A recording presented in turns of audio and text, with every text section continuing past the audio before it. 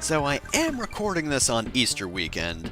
I'd just like to point that out. Trust me, it'll make for a great punchline later. Trust me on this one. But anyway, so the final world in the game is pretty short. In fact, it's 2 tank levels in a castle. First tank level, the easy mode tanks is, well, as it says, pretty easy. Not too many obstacles, none of them are too bad. But we also don't really get anything in the ways of weapons, and in fact, there are no power-ups in this stage, so, don't get hit, otherwise you won't really have anything to work with. You definitely want something to work with here. Of course, the treads there will crush things, not that it really matters, though you should probably keep that in mind for shells. Make sure to not throw a shell into the treads, because shells can be useful here. Especially for you, because you're annoying. And, is that it? Nah, it's not it. Didn't think it was. Oh, of course, that thing's firing shells. You could probably grab one if you have some good timing, but I'm not going to try that. Not quite worth it. And, oh, now it's spiny eggs, which is completely useless. But at least they do destroy themselves, so, hey, that works out in my favor. Of course, that guy doesn't work out in my favor. Take that hammer, bro. To be fair, there are Hammer Brothers, but they're probably the hardest obstacle in this stage. But all in all, they're not too bad. There are very few of them, there's only one at a time, and there's usually something you can use to take them out without having to get close to them. Of course, if you have a tail like me, they're even easier, because, tail just wipes them out. Oh my god! Why are you driving a tank on top of a tank? I'm pretty sure that's against some regulation. That isn't OSHA compliant at all. Oh, and this one's just casually puking out bob-ombs. But this is the main tank. Gonna have to take out the dude in charge of this. I don't want a fire flower. Fire flowers are lame. Boom Boom, are you serious? Look, I was just making fun of Burdetta because she also has terrible room design, but you're even easier than she is, and yet you're in the final world in the game. Could we get, like, another Burdetta? Maybe 3? Maybe a Mauser? Ludwig? Anything? Anyway, here's hard mode tanks. As the name implies, this one's actually a lot more difficult, thanks to one obstacle in particular. Thankfully, we do actually get a billy gun for this, so that's helpful. But Chase Koopas are here. And yeah, Chase Koopas aren't really easy to deal with. They are, in fact, fairly difficult, especially because they spawn very quickly. It's actually probably better to just stomp on them twice so that their shells can block the spawner. Of course, that does actually take a fair amount of skill and a bit of precision to do. You're a little bit better off just shooting them if you're able. It's kind of like the slimes in the Lost Woods back in World 6.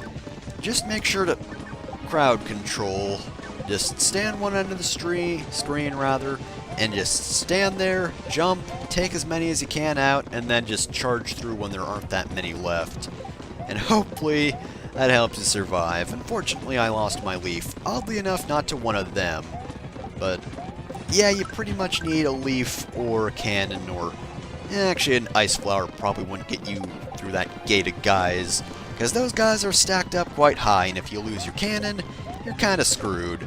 If you have, like, a tail, you can spin through them, though that's not the best idea. If you have a hammer, you can get through them. Fire flower is useless, because that won't actually hurt them, and ice flower wouldn't kill them fast enough. And, not even an item there. Thankfully, you do get to keep your cannon, and you have to keep your cannon because these are green Burdettas. They don't fire anything but fire, so if you don't have a cannon, well, you're screwed. You can't complete this level unless you cheat. But we made it through the hard tanks. But before we take on Bowser, I'm going to go back and get some items. Be right back.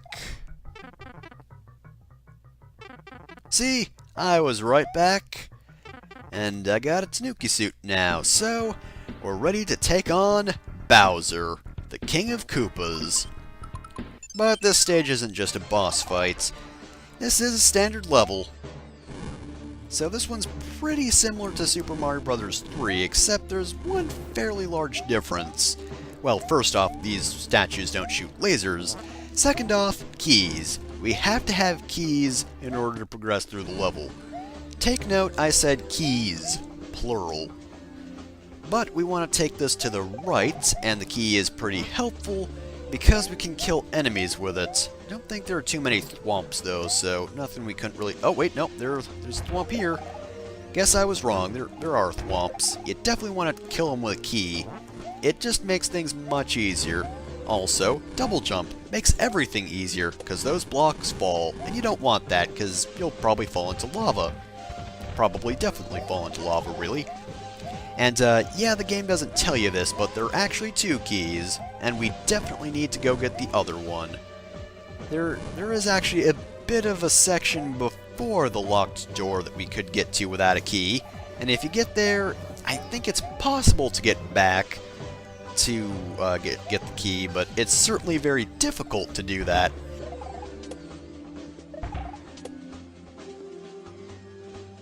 You know, I kind of wish I cleared away this area with a key first, then went to the other area. Because, you know, that would have just sped this up. Well, actually, no. I think the backtrack time would, it would lengthen it overall. More than going in and killing these guys first would do. Oh. Can't even crush a key. What good are you, Thwomp? No good, that's what I say. And anyway, gonna backtrack back to the door we unlocked, and then we can actually get a move on with this stage. So, it's pretty much ghost town through here, because I kinda killed most things, except statues. You can't kill Bowser statues. You know, there are actually Super Mario World Bowser statues, but they don't actually work like Super Mario World statues, you know, the ones that hop. No, they just fire at a different elevation than these guys do. Anyway, yeah, good luck getting back if you missed the key.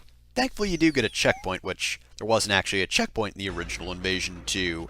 You had to do this all in one go, which was annoying. Thankfully it's just standard Super Mario Bros. 3 Bowser, which is pretty easy. Except you can actually, well, you can't walk into him, rather.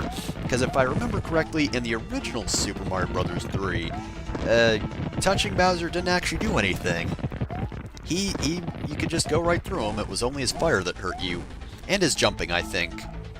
But you want him to get to fall through the floor, but make sure you can get out of the pit before you actually send him into it, because if these blocks are too high, then yeah, he's gonna crush you before he falls down, and you don't want that.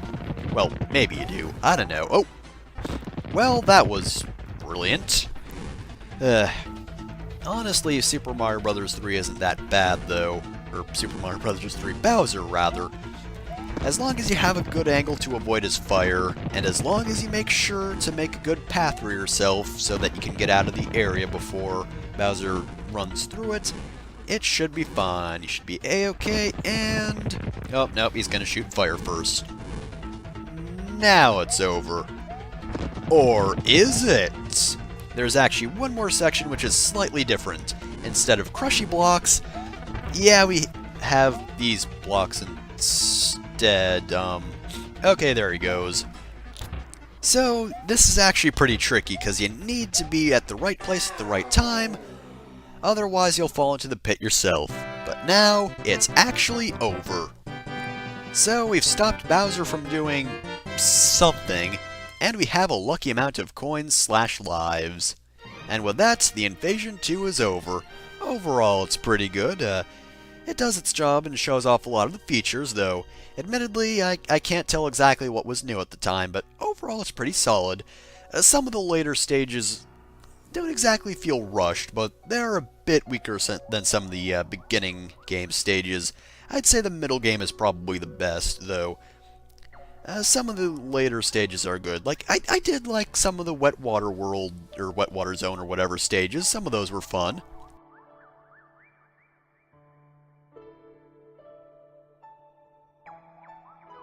You know, not too weak, not the strongest SMBX episode I've seen, but it does a pretty good job of showing off the game, and it is pretty solid. Also, Bible quotes for no reason. I told you there'd be a punchline.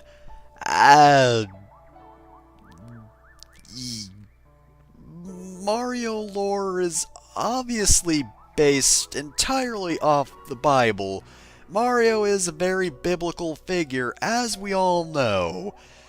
So we're gonna end off on that. Let's just sit here and think. Nothing in general, just sit there and think. I've been Fefner Masamune. Have a nice day.